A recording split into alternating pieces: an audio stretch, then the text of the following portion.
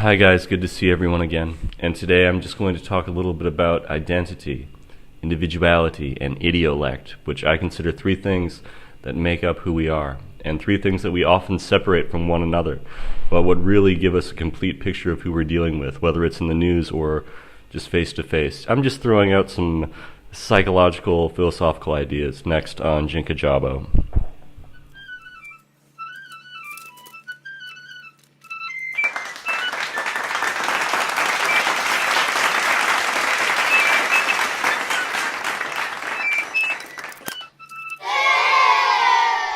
So I've been ordering these three aspects of self in my head, and I thought that I present them in the order of how close they come to us.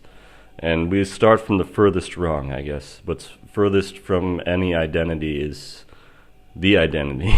For any self, I should say. For any self is the identity. And identity is like a pronoun. It's natural why I made that mistake saying it there, because it's how we designate others just as we designate ourselves. Him, her. That's an example of identity, a very specific, simple thing. Something that even in this day and age we are arguing about quite a lot. We're saying, well, we should have gender-neutral pronouns, things like that. Apart from gender, there's our color, there's race. Race is more than a social thing, it's actually got physical differences. If a doctor treats two people of the same race the exact same way, he would be sued for malpractice. And so there are things like gender and race that we are born with. But then there are other identities that we either acquire or we choose or that get put upon us later on in life. Whether it's our religion or a political party or our marriage status or anything like that, the specific terms of who we are can be broken down into different levels, strata of identity. Next, I will talk about individuality, which I guess would be the sum of experience, the fact that each person has an inherently unique perspective. And I'm going to go there. I'm going to talk about a little bit about my pro-life leanings in saying that an argument that can be made for life is the fact that each perspective, each human being, each genetic code is inherently unique. And that to abandon one is not to have the chance to have that at any time later on in life.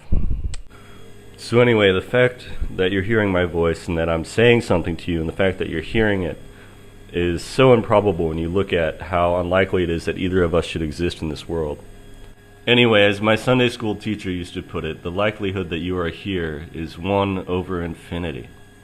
If you think of the trillions upon trillions of quadrillions of genetic combinations that could have occurred, the fact that your father and your mother were together, that happened, that those two people, and that sequence, that specific gene sequence of those two people, those gametes met at that specific time is just so unbelievably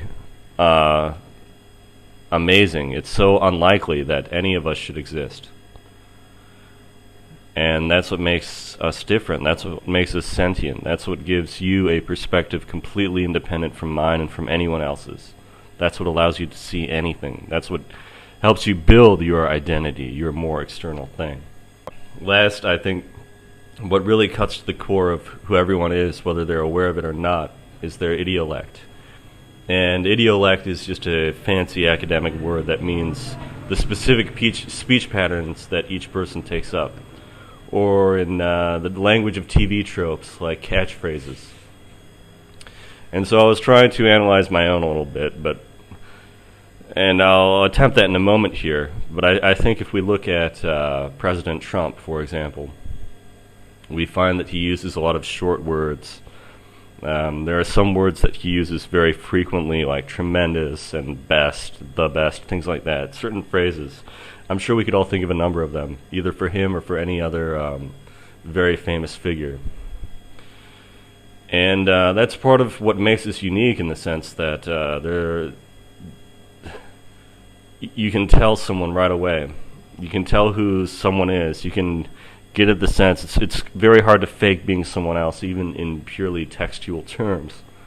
There are just certain ways that we speak, but especially face-to-face, on tape, on camera. I don't think anyone could be listening to me right now and really confuse me with someone else, even if they were talking about a similar subject matter. I think my choice of words, especially doing this on the spot, just letting the ideas come to me like that, is the words that I'm using, the phrasing I'm using is something very unique, even though I borrow little bits and pieces of it from other people that I listen to and that I read, just like all of us. I remember when I went back to school, in our syntax class, we were asked to write about the idiolect of a certain character in fiction. And I wrote about the Norman Bates, Anthony Perkins character from Psycho. And I forget my exact notes. I'm sure I've got them somewhere. But just looking at his nervousness and the way he repeated things, and even just facial features that a person makes tie into their idiolect, their specific way of expressing themselves. And I think that the idiolect of someone who's a little less polished, say a Donald J. Trump, can be used against them in the same way that an idiolect of someone as well coiffed and well spoken as our former president, Barack Obama. I think that it's a very powerful tool. And what are debates? What are these interviews that we have? Or what is a work interview? What is a first date that we have with someone, if not an exchange of idiolect? Who was it that said that, a marriage begins with a single hello? But it's hellos, and it's every way that we portray ourselves that eventually reveals who we are, that leads a person down the road to discovering more about our individuality, our unique perspective, and the less obvious identities that we have as well.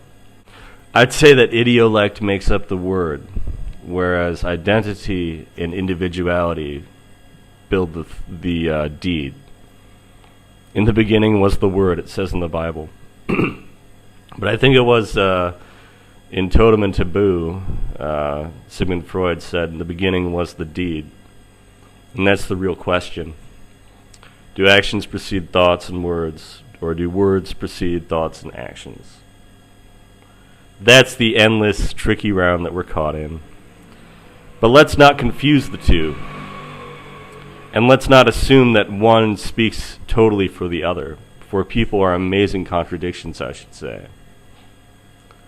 And ways of expression in one sense don't always make up for ways of expression in another. We use it as a shortcut, We say, well, based on this person's gender, or based on this person's skin color, we're going to say certain things about their beliefs. Based on how they identify themselves. Lately, I don't know, I'm very open with whatever small social media I used, saying that I'm conservative, and I've had people point it out to me. Aha, it says here you've got your bias. Well, admitting to it, or just saying that this is where I'm approaching these subjects, does not mean that I'm blind to the information. Maybe it's because of information that I'm to this point. But that's all identities. And to say, well, because you are on this side, obviously you must be wrong, to a choir of liberals, for example, that's throwing me under the bus for no reason. Especially when I was using adequately, Quakerly peaceful speech. And that's okay, I'm going to jump ahead to that. I wanted to analyze my own speech a little bit. And after this last video, this shit thing, I realized that there's quite a bit of darkness in just this. There's pessimism, and I can see that now, and I can see how it rubs people, and I'm going to be a little more aware of that. And I've decided, this late into the new year, I'm going to try to stop swearing, because that's a small thing. That's a small fucking thing that I can do, because maybe I want to reach a wider audience or something. And maybe, okay, it's not that. It's not about some external wishes. It's about saying that, well, these are my thoughts, because these are my words. And how does this express my behavior? How does this express who I am? Just like in an earlier video, I talked about 50,000 decisions that you make. And the fact is, even the small decision of using a crass word or making a sarcastic, mean, ironic comment, I mean, that leads you further down the what is that? That's the cascade effect, right? Where you're walking down a trail in the wilderness, and most people who get lost and need help and need rescue, they only make 2 or 3 wrong turns. But it's after those first 2 or 3 wrong turns that you descend into the canyon and have no way of getting back. Man, I've just been thinking about Idiolect, and someone on the Sticks page on Facebook, we're compiling a list of Sticks-isms, I guess, or things that he says.